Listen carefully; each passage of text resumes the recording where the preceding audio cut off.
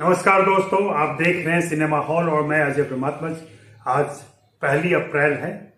2022 का नया वित्त वर्ष चालू हो गया है और इसमें आप सभी का स्वागत है सिनेमा हॉल में। आप सिनेमा हॉल को सब्सक्राइब कीजिए, बाय मी ए कॉफी लिंक पर जाकर मेरे लिए कॉफी खरीदिए और मेरे साथ बने रहिए। इस नए साल में हम लोग नई ऊंचाइयों को छुएं।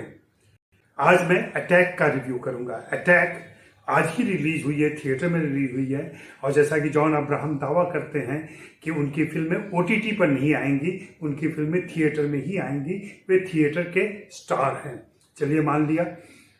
अब इस फिल्म की बात अगर करें, अटैक एक सुपर सोल्जर की कहानी है। सुपर सोल्जर इस तरीके से कि उसके दिमाग में एक चिप बिठाया जाता है जिससे उसके अंदर कुछ एक्स्ट्रा एनर्जी आ जाती है, एक्स्ट्रा ताकत आ जाती है और वह किसी भी मुश्किल स्थिति को, किसी भी विपरीत स्थिति में मुकाबला कर सकता है, जीत सकता है। दरअसल यह कहानी जॉन अब्राहम को नाथन नाम के एक अमेरिकी पैराप्लेजिक से पता चली थी। 2016 में उनके दिमाग में एक चिप बिठाया गया था।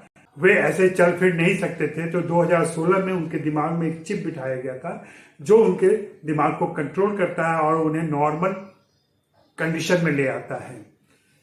इससे प्रेरित होकर जॉन अब्राहम ने यह कहानी लिखी। जी हाँ, जॉन अब्राहम ने यह कहानी लिखी है जिसे सुमित बथेजा और दूसरे लोगों ने मिलकर डेवलप किया है।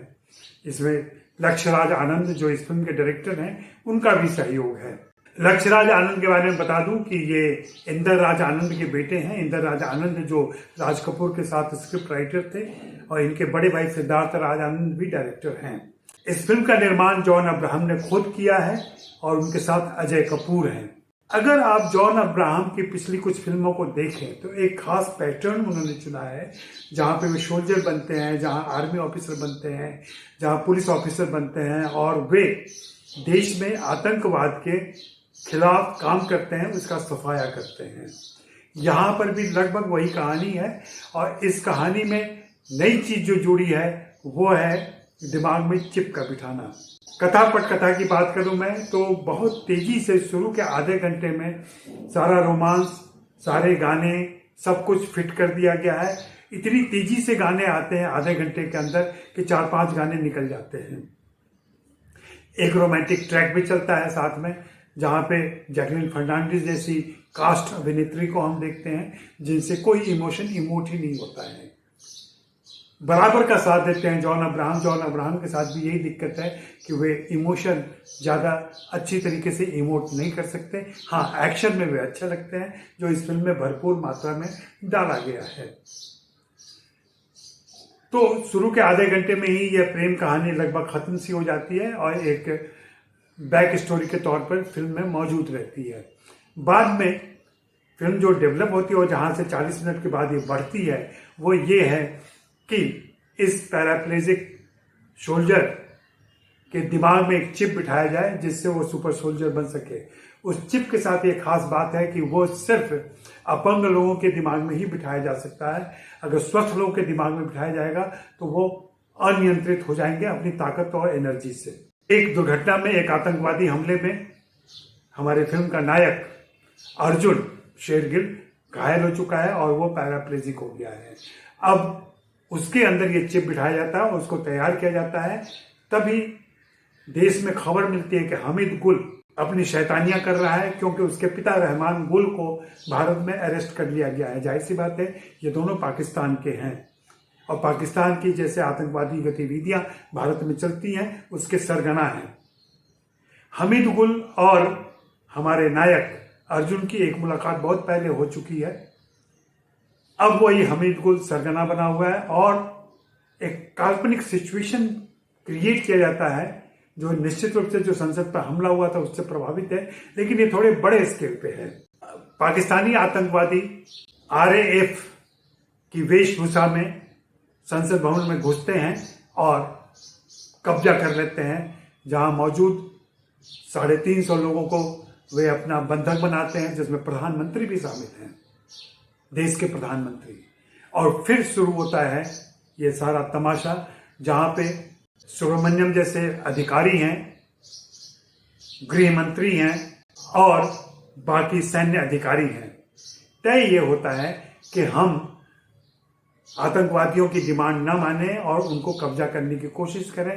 लेकिन इस पूरी रणनीति में कहीं कहीं समझौते होते हैं, कहीं आतंकवादियों को छोड़ा जाता है, कहीं कुछ पैसे देने की बात की जाती है। मूल मकसद ये है कि प्रधानमंत्री को छुड़ाया जाए। इस फिल्म में एक संवाद बड़ा प्यारा सा आता है कि हमारा गृह मंत्री प्रधानमंत्री के बेइंतहा प्रेम में पड़ा हुआ है।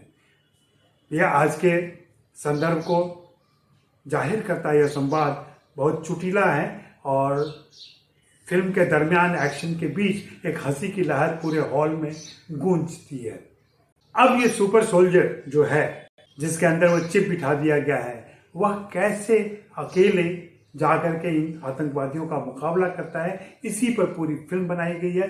फिल्म में भरपूर एक्शन है, धीम धड़ाम, गोलियां दन दन दन दन दन दन दर दर दर दर दर ऐसी गोलियां चलती रहती। अलग अलग तरीके के सारे हथियार दिखते हैं और ये सारे हथियार वहां इस्तेमाल हो रहे हैं। हामिद गुल संसद भवन के अंदर मौजूद है, वह सबको धमका रहा है और वो निकलना चाहता है, लेकिन ऐन मौके पर हमारा सोल्जर, सुपर सोल्जर अर्जुन उन पर काबू करता है और इस तरीके से ये फिल्म खत्म होती है।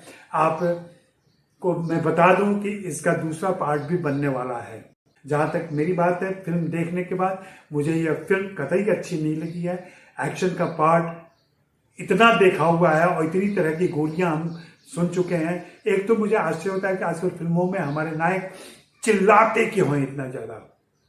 एक बहुत तेज आवाज आती है, अकेले होते हैं और चिल्लाते हैं। आप गौर कीजिएगा, सारी फिल्मों में ये चिल्लाहट दिखाई पड़ती है। दुष्यंत कुमार की पंक्ति याद आती है, कैसे कैसे मंजर सामने आने लगे हैं, गाते गाते लोग चिल्लाने लगे हैं। तो यहाँ अभिनय करते करते लोग चिल्लाने लगे हैं। इस फिल्म में रकुल प्रीत सिंह भी हैं। रकुल प्रीत सिंह और जैकलीन फर्नांडिस, इन दोनों को ज्यादा काम नहीं करना था, थोड़े बहुत संवाद थे, जबकि रकुल प्रीत सिंह का जो कैरेक्टर है उसको और अच्छे तरीके से विकसित किया जा सकता था। खैर, जॉन अब्राहम के बारे में जैसा कि मैंने पहले कहा कि वे एक्शन बहुत अच्छा करते हैं, लेकिन जैसे ही चेहरे पर उनके कैमरा टिकता है, क्लोज में आते हैं, तो उनके चेहरे भाव के साथ जुड़ नहीं पाते हैं और यहीं वे निराश करते हैं। इस फिल्म में भी ऐसे सीन्स में उन्होंने निराश किया है। बाकी आप अपनी राय बताएं कि इस फिल्म को देख के आपकी क्या राय बनी है। मुझे यह फिल्म बेहद कमजोर लगी है। शुक्रिया, मेहरबानी, धन्यवाद। देखते रहें सिनेमा हॉल।